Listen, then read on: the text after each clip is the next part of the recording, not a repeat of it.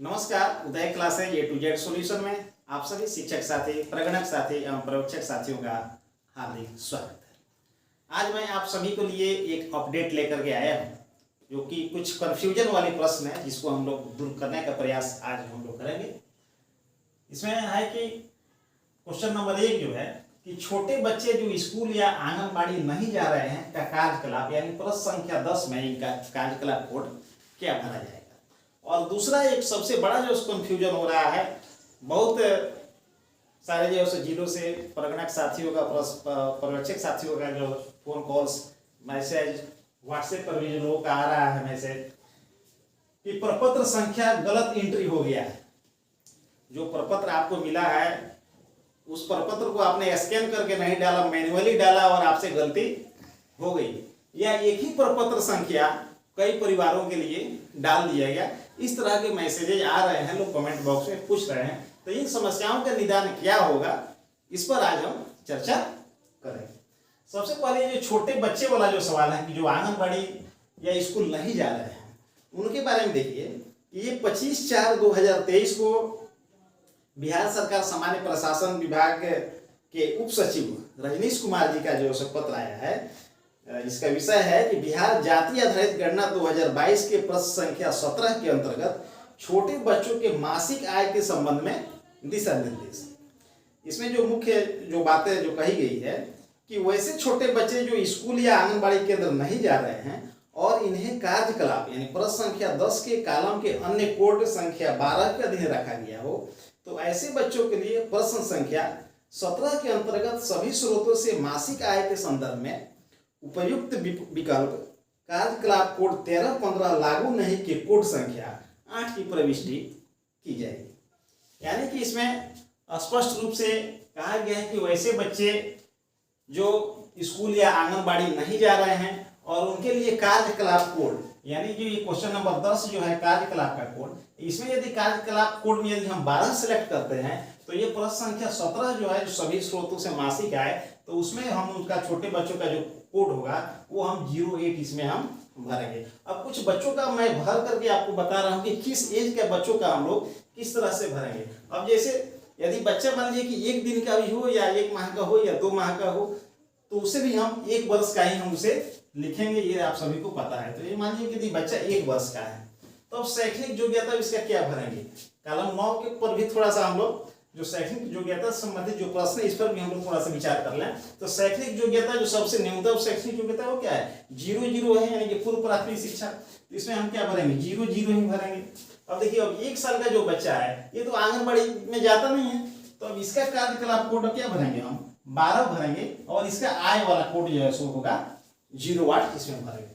अब देखिए यही बच्चा 2 साल का हो गया, 2 साल का कोई बच्चा है तो इसकी भी शैक्षणिक योग्यता हम क्या भरेंगे, 0 भरेंगे। कार्यकलाप कोड क्या होगा, 12 होगा और आय वाला कोड में क्या होगा तो 8 होगा।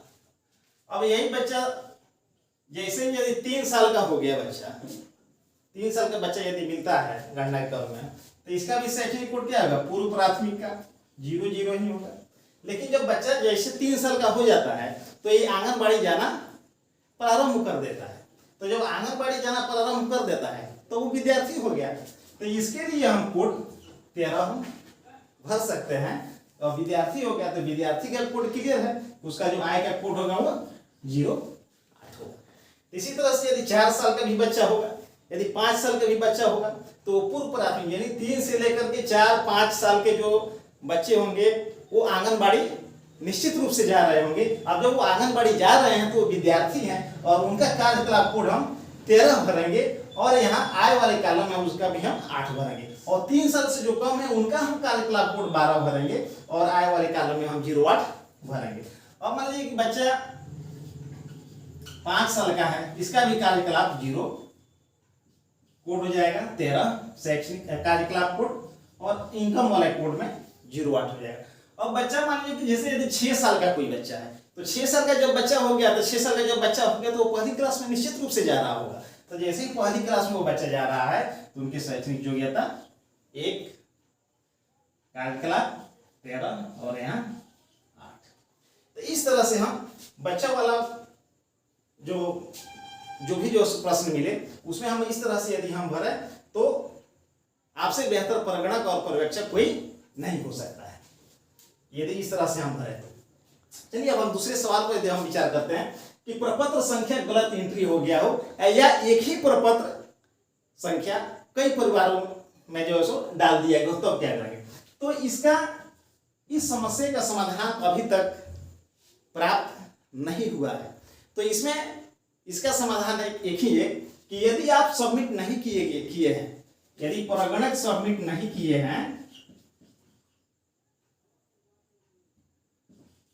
यदि प्रगणक यदि आप इसको सबमिट यदि नहीं किए हैं आप इसको, तो आप इसे सबमिट नहीं करेंगे, इसको रोक करके आप रखेंगे, सबमिट नहीं करेंगे, रोकेंगे। यदि आपने सबमिट कर दिया, प्रगणक के स्तर से यदि सबमिट हो गया, तब कहां चला जाएगा ये, तब ये चला गया पर्यवेक्षक के स्तर पर। तो आपने गलती कर दी, प्रगणक के द्वारा गलती हो गया कि आपने एक ही फर्म को कई परिवार के लिए डाल दिया, या एक ही डाला आपने लेकिन गलत एंट्री जो है उसको आपने कर दिया, मैन्युअली डाले, स्कैन करके आप डाले नहीं। इसलिए प्रथम प्रयास तो आप लोग कीजिए कि जो प्रपत्र संख्या उसे आप मोबाइल से स्कैन करके ही डालें, तो गलती होने की संभावना एकदम नहीं के बराबर रहेगी। तो जब पर्यवेक्षक के पास आप गलत सबमिट कर दिए और पर्यवेक्षक के पास चला गया, तो इसकी सूचना आप पर्यवेक्षक को दें कि हाँ गलती हो गई है, फॉर्म नंबर गलत एंट्री हो गया है। यदि पर्यवेक्षक भी यदि इसको एंट्री यदि कर देते हैं,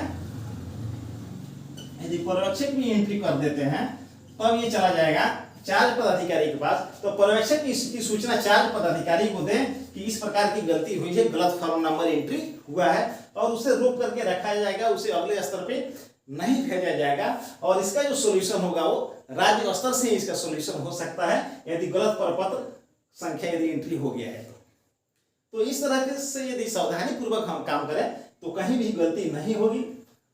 अभी जो निर्धारित समय है वो 15 मई तक है, 15 अप्रैल से शुरू हो गया है। इसके पहले जो गलती हम यहाँ जो कर चुके हैं, कृपया उसे हम लोग दोहराने का प्रयास नहीं करें।